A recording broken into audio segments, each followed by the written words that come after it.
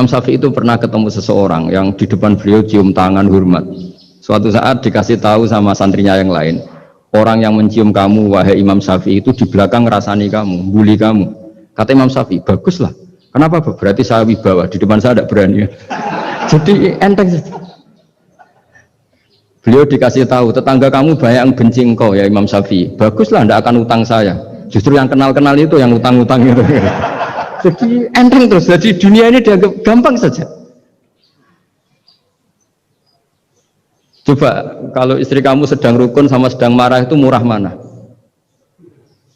Murah marah. Kalau rukun minta ke mall pusing. Jadi ulama dulu itu murah mana? Marah sama rukun.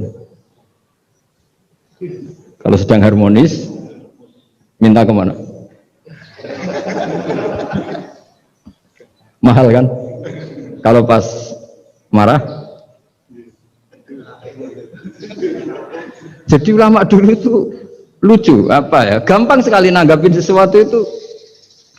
Imam Abu Hanifah itu kalau ketemu yang utang beliau itu dia yang sembunyi karena malu. Kalau kita kan enggak yang sembunyi yang utang. Kalau Abu Hanifah enggak. Yang sembunyi itu Abu Hanifah. Kasihan dia malu kalau ketemu saya kan masih punya utang saya. Itu kalau kamu ingin jadi wali itu gitu. Kalau ketemu yang utang kamu yang lari. Itu bisa bank tutup karena yang lari yang utangin. Dalam cerita-cerita wali itu unik-unik. Robi'ah Adawiyah itu pernah kemalingan. Itu beliau sembunyi. Malingnya nyari apa dia sembunyi. Habis itu ditanya, kenapa engkau sembunyi? Sama lu sama malingnya. Karena rumah saya nggak ada yang bisa dimaling karena enggak punya apa-apa. Jadi ini kalau berpikir rasional kan ada Habib Fikri bahasa rasional. Ini tak latih berpikir yang agak rasional. Nah, Nabi itu diutus dalam kondisi masyarakat yang rasional. Sehingga repot.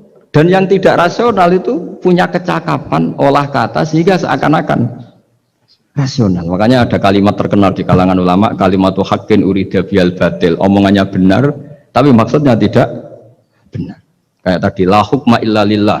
Tidak ada hukum kecuali yang ada di Quran. Tidak ada hukum kecuali yang diturunkan Allah. Pertanyaannya, apa itu? Ya Quran. Lah iya apa? Makanya kata Sidina Ali, ya sudah, sal hadal mushaf. Tanya mushaf kamu. Wah ya tidak bisa, itu kan hanya kertas sama tulisan. Makanya tanya ulama, kata Sidina Ali. Nah Quran itu balwa ayatum bayinatun fi suduril ladzina utul ilm. Quran itu begitu jelas sebagai solusi, tapi di hatinya orang yang punya ilmu. Sehingga kemudian lahir beberapa generasi tauhid. Yang paling masyhur dimulai tauhid itu yang masyhur ya, itu adalah ketika ada orang namanya Muhammad bin Jubair bin Mut'im. Itu bapaknya Muhammad ini namanya Jubair bin Mut'im. Itu dia orang kafir, masih kafir. Dia datang ke Madinah itu untuk negosiasi tawanan perang Badar. Dulu beberapa orang yang negosiasi sama Nabi itu ya nunggu di masjid. Singkat cerita, Nabi sholat maghrib baca surat Wattur wa kitabim mastur fi raqim mansur wal baitil ma'mur was-saqfu fil marfu wal bahril masyur. Terus dia dengerin sampai Allah tanya, am khuliqu min ghairi syai'in. Kalau kamu tidak ngakui saya sebagai Tuhan, kata Allah, silahkan Anda berpikir bahwa alam raya ini dimulai dari ketiadaan. Atau kamu sendiri merasa sebagai pencipta alam raya ini, pencipta langit dan bumi.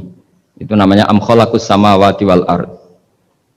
Itu orang itu disebut dahiyatul Arab, orang paling cerdas di Arab. Itu dia bingung. Dia selamanya kafir. Cara berpikir menuhankan berhala, Lata, Uzza, pokoknya menuhankan makhluk lah.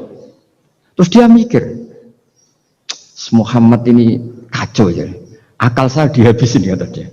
Jadi cara berpikir dia pakai akal. Dia tidak percaya mujizatnya Quran, tapi dia bilang Muhammad ini kacau. Akal saya dihabisin. Akhirnya Nabi setelah salam dia menyatakan Islam. Karena kata dia, Muhammad, akal saya habis oleh apa yang kamu baca.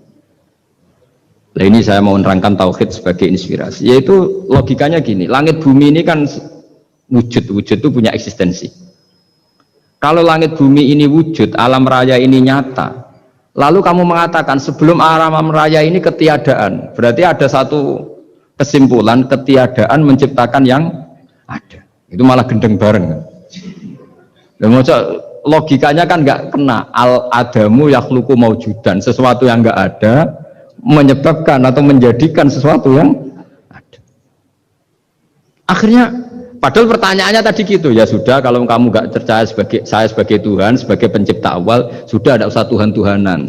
Tapi ya mari goblok bareng dengan mengatakan bahwa alam yang ada ini diciptakan oleh sesuatu yang tidak ada. Jadi Juber, saya tidak mau goblok Muhammad, sudah iman saja saya, karena saya tidak mau goblok. Jadi agama ini datang dengan keceriaan berpikir. Sehingga Ibnu Hajar al-Asqalani mengatakan hadatin ja'a bil iltizat al-aqli. Agama ini datang dengan kenyamanan berpikir. Coba kalau Anda seorang profesor atau seorang doktor atau seorang ilmuwan, kemudian Anda diajak goblok dengan teori baru bahwa sesuatu yang ada itu diciptakan oleh yang tidak ada. Mau enggak kamu? Mau mengira suatu diajarin sesuatu yang ada diciptakan oleh yang tidak ada.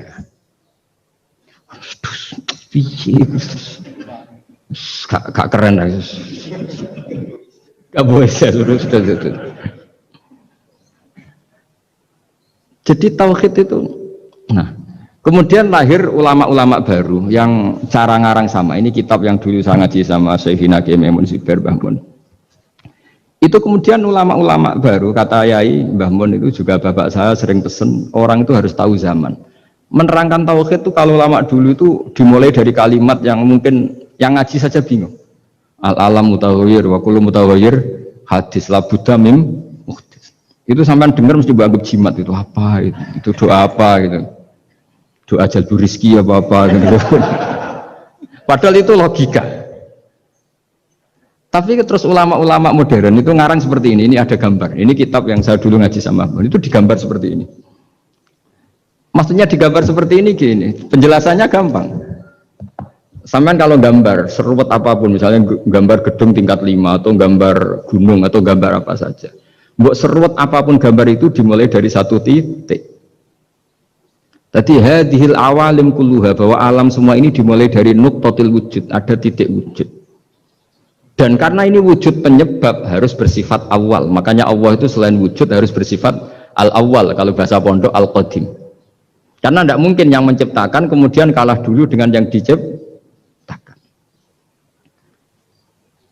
Begitu juga Imam Al-Amudi. Imam Al-Amudi itu jadi wali itu karena dia ahli matematika. Sampai muridnya itu iskal, ini guru saya masuk surga enggak? Kalau ngajar itu senang ngajar matematika.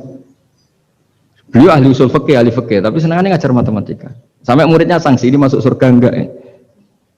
Walhasil dalam cerita keramat beliau, sama ndak usah terus saya tidak percaya, kamu tidak wali, kok tidak percaya gimana? Ribet sekarang gitu, orang kalau nggak nekuni sesuatu terus nggak percaya, ribet kan? Itu beliau masuk surga itu dijamin dapat surga itu karena ngajar matematika. Tapi di hati beliau hanya satu, matematika adalah satu ilmu yang dimulai dari angka 1. 0, itu tetap dimulai dari 1, nggak bisa. Akhirnya beliau cerita, angka 2 atau 3 nisbatul wahid wal isnaini ila mi'ah wa ila ma la nihayatallah, semuanya sama, nisbatul far'i ilal asli, kata beliau. Mbok angka 2, 3, 1000 sampai 1 miliar itu perbandingannya dengan angka 1 apa hubungannya? Al far'i ma'al asli, yaitu angka 2, 3 adalah cabang dari angka 1. Jadi alam raya sebanyak apapun, ada galaksi, ada Mars, ada apa saja, tetap dimulai dari wujud yang 1, yaitu wujudnya Allah Subhanahu wa ta'ala. Jadi beliau menjadikan matematika sebagai alat perangkat untuk tahu tauhid, bahwa alam raya ini dimulai dari al-wujudul wahid, wujud yang 1. Makanya kul huwallahu ahad, Allahus somad, lam yalid walam yulad, dan seterusnya. Saya kira demikian. Assalamualaikum warahmatullahi wabarakatuh.